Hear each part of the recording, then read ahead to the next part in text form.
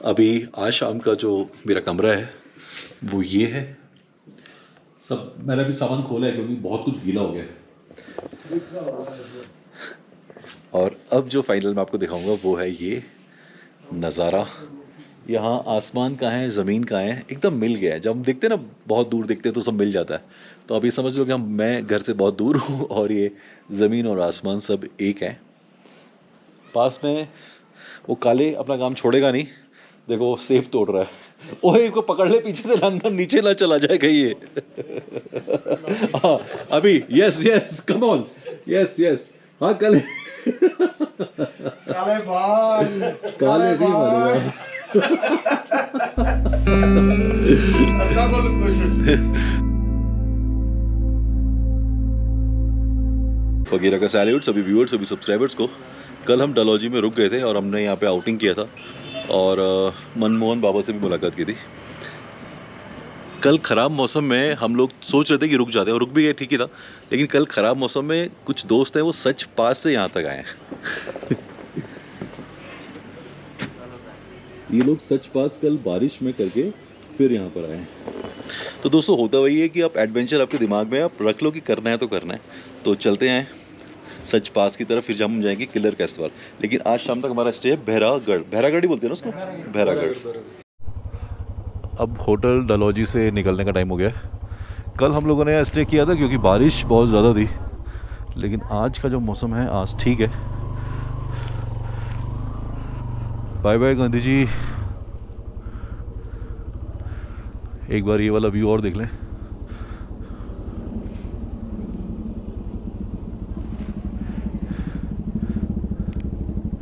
काले अभी bike start कर रहा है। जो हमारे नियम है वो यही है कि हम सब साथ में ही रहेंगे, तो बस काले एक बार आ जाए।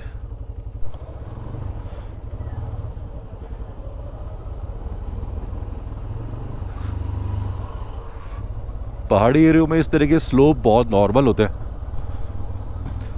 लेकिन जो लोग पहली बार आए तो ऐसा कुछ डरने ऐसा कुछ नहीं होता है। बस गियर आप कंट्रोल रखो, ब्रेक से ज़्यादा गियर पे काम करो। जैसे भी मैंने सेकंड गियर डाला हुआ है और मैं कितना भी स्लोप हो उसको आराम से कवर कर सकता हूँ अपने पीछे वाला ब्रेक और गियर के साथ में। आगे वाला ब्रेक भी मैं लगा सकता हूँ, कोई इशू नहीं है, क्योंकि मेरा बाइक पीछे से हैवी है, सामान ज़्यादा है, तो बाइक को कोई ऐसा कुछ होता नहीं है। लेकिन ज़्यादा बैलेंसिंग का सवाल है तो सिर्फ गियर पे उतारो, बहुत बेस्ट रहेगा।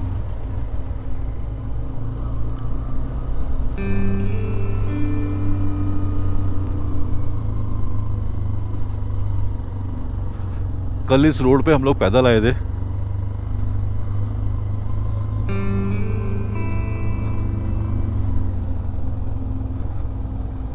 और व्यूज तो देखने लायक हैं। एक्चुअली हिल स्टेशन पे व्यूज ना हो तो फिर क्या होगा, क्या व्यू है बॉस।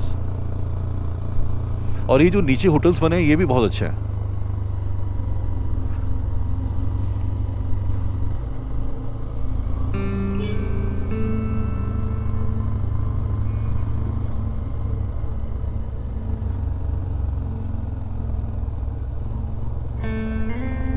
दोस्तों अभी सुबह के 9:30 बज रहे हैं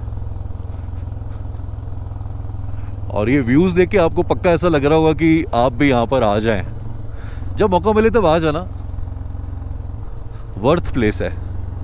एक यहाँ पे होटल है मनमोहन बाबा जी का, उन्होंने लद्दाख 1960s में ही कर डाला जब रूट्स वगैरह कुछ नहीं थे, और उन्होंने वॉक करके किया है। उनके बारे में काफ़ी कुछ मैंने सुना था। तरसेम ने मुझे बताया कि उन्होंने 16 बुक्स लिखी है, 16 बुक्स। तो बहुत अच्छा लगा उनसे मिलके। अभी उनकी एज 90+ है, लेकिन उनकी एनर्जी जो है ना, मतलब एज एक नंबर होती है। ये आप उनसे जब अगर आप उनकी बुक्स पढ़ें, बुक्स पढ़ के तो नहीं होगा क्योंकि बुक्स तो उन्होंने यंग में लिखी होंगी, एक बुक वो अभी भी लिख रहे हैं। और उनका जो होटल है उसमें सुभाष चंद्र बोस ने भी स्टे किया है। भगत सिंह के जो चाचा जी हैं, जहाँ पे मैंने आपको ऑलरेडी ब्लॉग में दिखाया, उन्होंने भी यहाँ पर स्टे किया है। तो बहुत ही गजब का प्लेस है, हेरिटेज है, मतलब बहुत पुराना है। ऐसा नहीं है कि न्यू कंस्ट्रक्ट है। 112 साल पुराना वो बिल्डिंग है, 112, माय गॉड।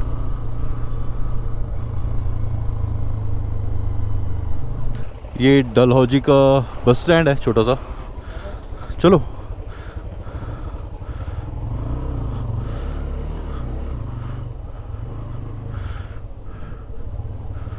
हिमाचल की बसेस का तो कहना ही क्या है, बसेस से ज़्यादा बसेस ड्राइवर की, अरे इतना अच्छा चलाते हैं।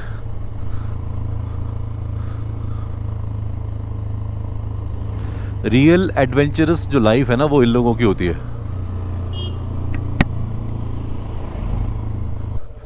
लिखा हुआ है धन्यवाद, आप पुनः पधारें, ज़रूर पधारेंगे।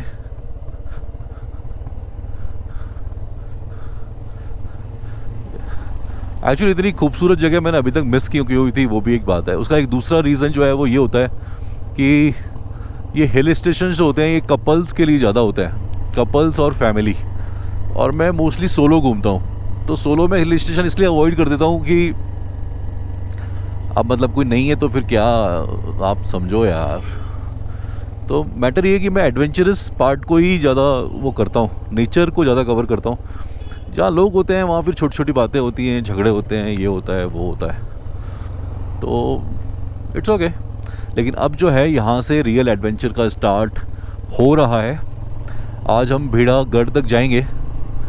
सबसे पहले पेट्रोल भराना है। पेट्रोल मेरी बाइक में तो अभी थोड़ा बहुत 15-20 किलोमीटर 40 किलोमीटर तक होगा, बाकी पेट्रोल अब हम तीनों बाइक्स में ही कम है। और अभी हम नीचे की तरफ उतर रहे हैं तो थोड़ा सा कूल है मामला।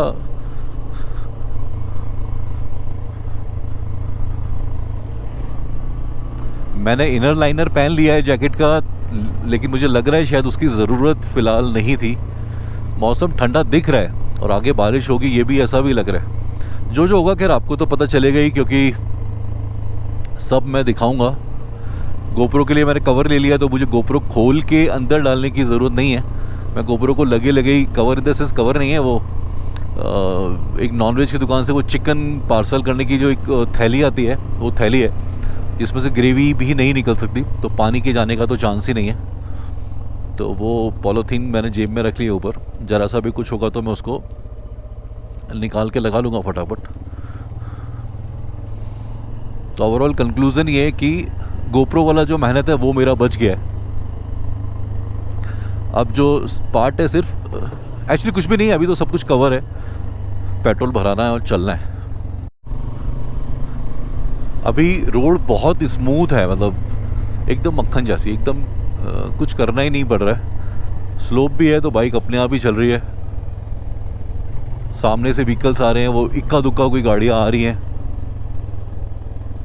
कल एक्चुअली डलहौजी में बहुत मज़ा आया। रीज़न वही था कि दिन भर तो इतनी बारिश हुई तो कोई घरों से बाहर निकला ही नहीं।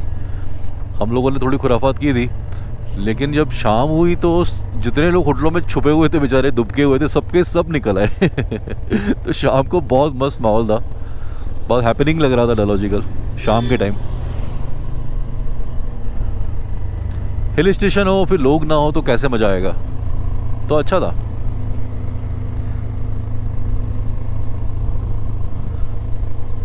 सामने आगे जो तरसेम है, बीच में काले को रहना है, पीछे मुझे रहना है। हाँ, जब एडवेंचर आएगा तब अलग बात है, अभी स्मूथ पैचेस पे यही करना है। ये क्या था, कुछ गिरा पे। एक कनाडा का झंडा लगा है और एक इंडिया का झंडा लगा है।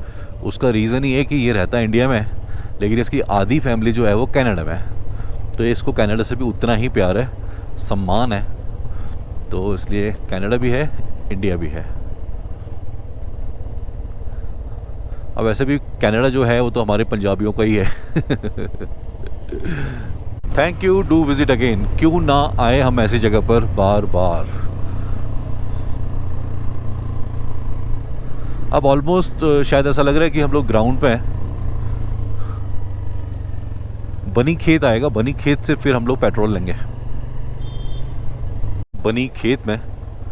और यहाँ से 1 किलोमीटर ऑलमोस्ट हो गया है, 500 मीटर तो हो गया होगा। पेट्रोल भरा लेते हैं पूरा, जिससे थोड़ा टेंशन कम हो जाए।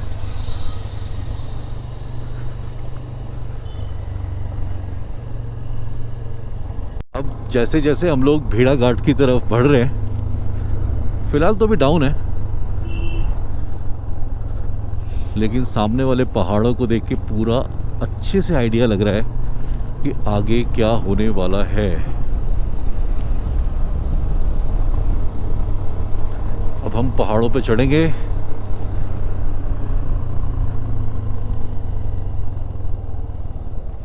लेकिन दोस्तों कुछ भी बोलो, ये जो जगह है ना, बहुत बहुत बहुत ही मस्त और बहुत प्यारी जगह। कनेक्टिविटी जो है इसकी दिल्ली, चंडीगढ़, हरियाणा इधर से बहुत ज़्यादा अच्छी है। मैं महाराष्ट्र से हूँ, मुंबई से हूँ, तो मुझे थोड़ा दूर है यहाँ पे आना, लेकिन ज़्यादा दूर नहीं है। वो 2-3 दिन एक्स्ट्रा पकड़ के आ जाओ अगर आप बाइक से आ रहे हो, नहीं तो फ़्लाइट से तो कुछ फ़र्क पड़ता ही नहीं है। मैं लेकिन फ़्लाइट वाला तो नहीं हूँ, और अगर मैं बाइक वाला हूँ तो एकदम वर्थ है बाइक चलाना जब आप ऐसी जगहों पे बाइक चला रहे होते हो। अब बारिश तो हो रही है, फिर भी मैंने कवर हटा दिया, पॉलीथीन हटाया, क्योंकि अब ये व्यूज़ अगर मिस हो जाए तो फिर थोड़ा ऐसा हो सकता है कि कैमरे पे पानी हो। अगर हो तो उन बूंदों को अवॉइड कर दो और व्यूज़ एंजॉय करो। ये देखो ऑसम नज़ारे।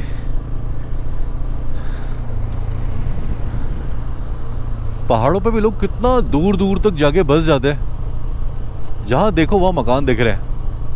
अब इन मकानों पे जाने के रास्ते कैसे होते होंगे, कैसे पहुँचते होंगे, कैसे मकान बने होंगे। देखो मैं आपको गाड़ी देके पूछता हूँ, दिखाता हूँ आपको। देखो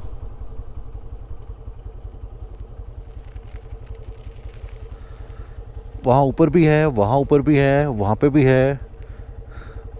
कोई ऐसी जगह नहीं है जहाँ पे इंसान यहाँ पहुँच ना गया हो।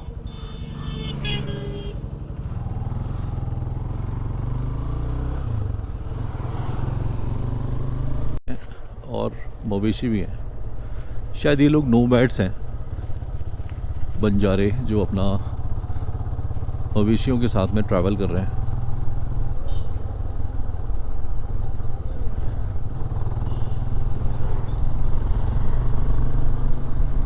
ये फ़िलहाल ऐसा लगा है कि काफ़ी टाइम से यहाँ रुके हुए हैं, शायद 3-4 दिन से ज़्यादा से रुके हुए हैं।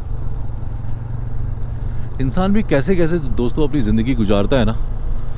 हम लोग तो फिर भी जिस भी जगह पर हैं, कम से कम, खैर ऐसा नहीं बोलना चाहिए, सबको अपनी अपनी ज़िंदगी जीने की आदत थोड़ी सी पड़ जाती है।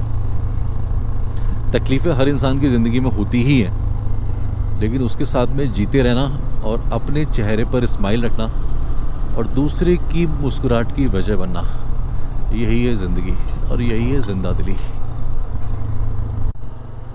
ये एक और ग्रुप, मवेशी बहुत है इनके पास, घोड़े भी हैं।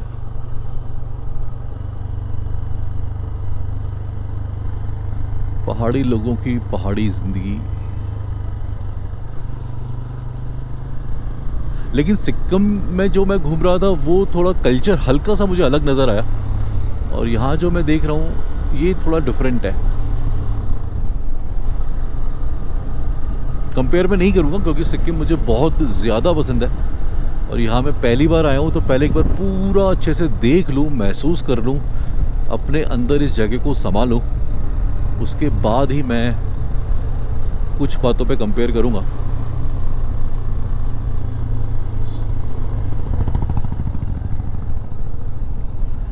भलई मंदिर सलोनी चंबा 34 किलोमीटर है। चंबा एक्चुअली हम लोग मिस करेंगे, चंबा हम लोग अंदर नहीं जाएंगे। हम लोग अभी आज पहुंचेंगे भेड़ागढ़। गढ़ से तो ऐसा लगता है कि कोई फोर्ट होगा वहाँ पे, क्योंकि हमारे राजस्थान में गढ़ को, फोर्ट को गढ़ बोलते हैं। पावर स्टेशन में आपका स्वागत है। ओके, स्थानीय मानचित्र।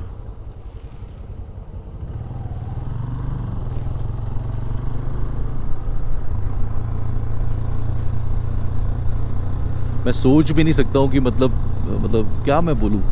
मुझे मुंबई का ना एक ख्याल भी नहीं आ रहा है, एक सिंगल थॉट भी नहीं आता है कि मैं वहाँ रहता हूँ, वहाँ मेरा घर है। हाँ, जब जाऊँगा तब शायद आएगा, पहुँचने की जल्दी होती है ना उस टाइम पे, लेकिन फ़िलहाल ख्याल तक नहीं है। और जो लोग भी वीडियोस को देख रहे हैं, मेरे इन पोस्ट को देखते हैं, उन लोगों को अच्छा लगता है कि मैं उनको इस तरीके से घुमाता हूँ। इतना मतलब एप्रिसिएशन मिलता है, आप लोगों का प्यार मिलता है, यही सबसे अच्छी बात है।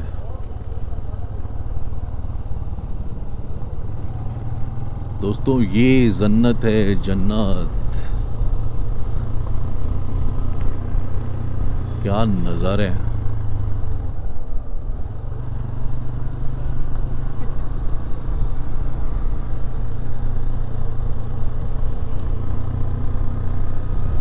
भेड़ागढ़ को यहाँ से ज़्यादा दूर नहीं है, ऑलमोस्ट 100 किलोमीटर्स है, लेकिन आगे हमें रास्ता बहुत टफ मिलने वाला है, ऐसा जहाँ अभी हमने हवा चेक कराई थी उन्होंने बोला है।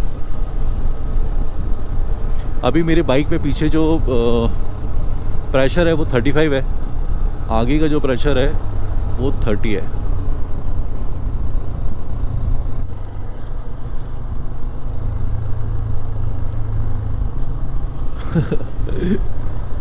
क्या मैं बोलूं, मैं तो अभी सिर्फ खुद ही देख रहा हूं।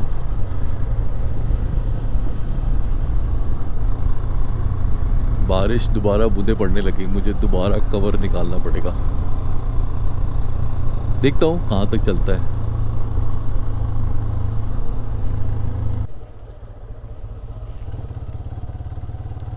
हम लोग कितना नीचे आ गए हैं वो आप उस बिल्डिंग से, उस होटल से आइडिया लगा सकते हैं। ऊपर के होटल से अभी हम लोग एकदम ग्राउंड पे हैं। इन रास्तों का भी क्या कहना दोस्तों, कहीं भी ले जाते हैं।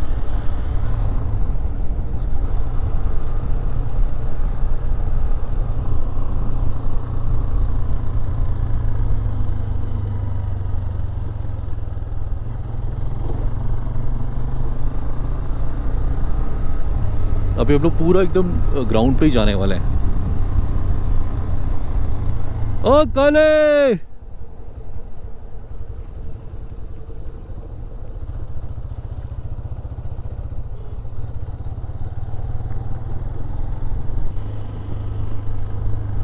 फिलहाल पानी को रोका गया है। हम लगता है एकदम डैम के ऊपर ही पहुंचने वाले हैं। ऐसा लग रहा है कि शायद डैम को क्रॉस करके आगे जाएंगे, देखते हैं।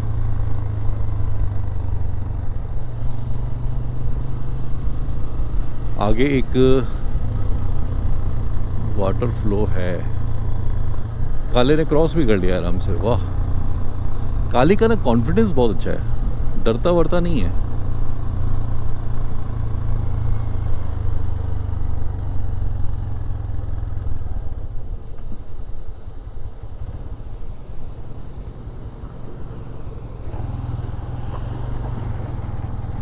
ये सब जो सोर्सेस है ना पानी के, सब इकट्ठे होके वहाँ नीचे जाते हैं, और नीचे जाके फिर वो डैम होता है, डैम के अंदर ही गेट लगा के इसको रोक देते हैं। फिर जितना ज़रूरत होता है, जिस तरफ डाइवर्ट करना होता है, उस हिसाब से पानी को डाइवर्ट करते हैं। लेकिन अल्टीमेटली देखा जाए तो ये पानी का सोर्स सिर्फ कुदरत है। जो हम सोचते हैं कि ये सरकारें, वो सरकारें, ये सिस्टम, वो सिस्टम, पानी का सोर्स जो है वो सिर्फ कुदरत है, पहाड़ है, बारिश है।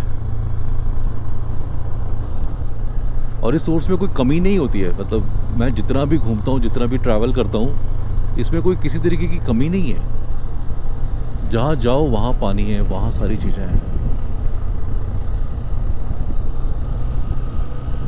थोड़ा बहुत इक्वलाइजेशन में गड़बड़ हो जाती है, कहीं ज़्यादा कहीं कम, लेकिन जहाँ तक पहाड़ों का सवाल है, पहाड़ों को मैंने हमेशा ऐसे ही देखा है, हमेशा अपनी मस्ती में मस्त।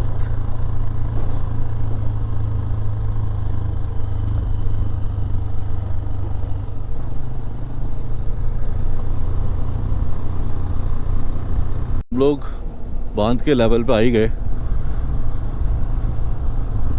पिछले कुछ मिनट पहले हम लोग इतनी हाइट पे थे जहाँ से मैंने कोशिश की थी व्यू दिखाने की,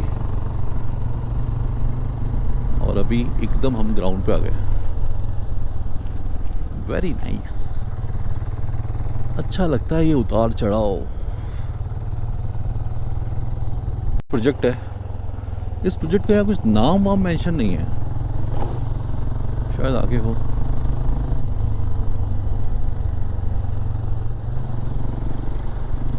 अभी एक कर्व और है, लाल पुल मरम्मत के लिए बंद है। हाँ, तो ये वो प्रोजेक्ट है, और पानी धीरे धीरे छोड़ा भी जा रहा है।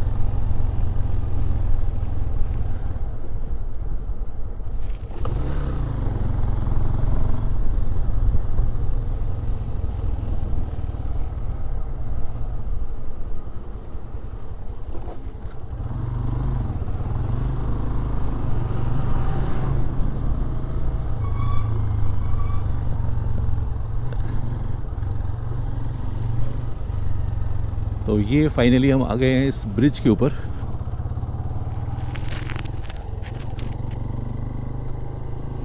बहुत शानदार, शानदार इन द सेंस कि जो टेक्नोलॉजी है वो कहीं ना कहीं पब्लिक के काम आ रही है।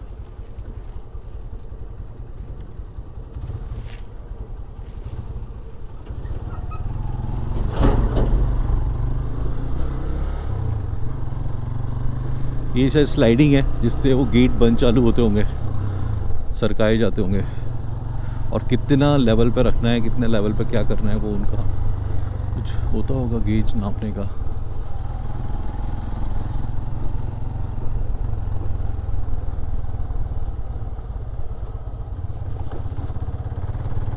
सामने पूरे रॉक्स हैं।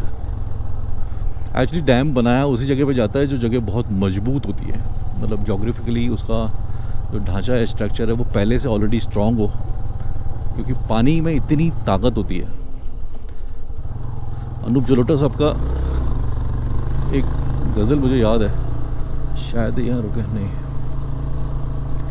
उसमें यह था कि जल से पतला कौन है, कौन भूमि से भारी, कौन अगन से तेज है और कौन काजल से काली। जलोटा साहब बहुत फेमस है, तो हो सकता है आप लोगों ने भजन सुना हो जिसमें इसका आंसर है, और अगर नहीं सुना है तो मैं बता देता हूँ। जल से पतला ज्ञान है, पाप भूमि से भारी, क्रोध अगन से तेज है और कलंक काजल से काली। तो कंक्लूजन यही है दोस्तों, सारे तत्वों का प्लस माइनस होता है, आप उनको कैसे यूज़ करते हो, कैसे अपनी ज़िंदगी को जीते हो, उस पर ही सब डिपेंड करता है। अभी हम लोग हैं रावी और बैरासिउल नदी के संगम पे, और इस जगह को जो बोलते हैं चामेरा झील बोलते हैं, चमेरा झील। डिटेल्स आप पढ़ सकते हैं यहाँ से। अभी हम लोग डलहौजी से निकले, वो 30 किलोमीटर है, पांगी घाटी 140 है, सच पास 110 है। हमें जाना है आज भेड़ा घाट, बेरागढ़, और खजियार मैंने आपको ऑलरेडी दिखा दिया है, डलहौजी भी दिखा दिया है, पांगी घाटी आगे है तो आगे दिखाऊंगा, सच पास भी आगे दिखाऊंगा, चंबा पास में, लेकिन चंबा शायद हम स्किप करेंगे। इधर जो ये पॉइंट है, ये चमेरा लेक का वोटिंग पॉइंट है। यहाँ से वोट्स होते हैं जो एक ऐसे गांव में लेके जाते हैं जहाँ पे मैक्सिमम लोगों की जो एज है वो 100 प्लस है। क्यों काले, सही करें? हाँ बिल्कुल सही कह रहे हैं। वहाँ 110 साल के भी ऊपर के आदमी हैं, तो उनके लिए कोई सड़क नहीं है, बिल्कुल सड़क नहीं है। उनका आना जाना इसी झील से होता है, किश्ती के जरिए। हाँ, उनकी अपनी किश्तियाँ हैं, उसी के जरिए वो इधर आते हैं। जो शहर में कुछ खरीदना होता है तो उनके लिए कोई सड़क नहीं है। ओके, इसीलिए शायद वो, उसका जीवन कठिन है लेकिन बड़ी लंबी उम्र है उनकी। तो इसके पास पहाड़ी ये दिखा दो। हाँ, इसके पीछे उनका गांव है। तो दोस्तों सामने वाली जो पहाड़ियाँ हैं, जिस तरह से अपन ने देखा भी था, जो नोबेट्स थे जो बंजारे थे वो अपने मवेशियों को लेके जा रहे थे, तो यहाँ की जो लाइफ है थोड़ी टफ ज़रूर है, लेकिन इन्हीं सब में से एक ऐसा गांव है, जैसा भी काले ने आपको बताया, वहाँ के लोगों की एज 110 के ऊपर मैक्सिमम लोगों की है, ऐसा नहीं कि 1-2 लोगों की। तो दुनिया में बहुत बहुत अजीब सी चीज़ें हैं, और सबसे अच्छी बात है कि जो जितना इस सोसाइटी से, करप्ट सोसाइटी से दूर रहेगा, वो उतना ज़्यादा अच्छी ज़िंदगी जिएगा।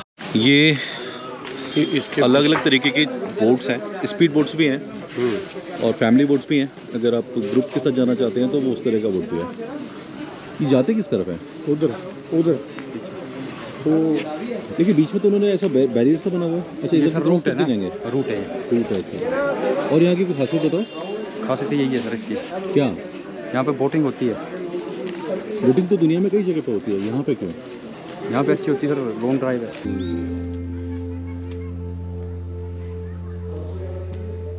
बादल कहाँ पर है और नीचे ज़मीन कहाँ पर है पता नहीं चल रहा, सब फॉगी फॉग है।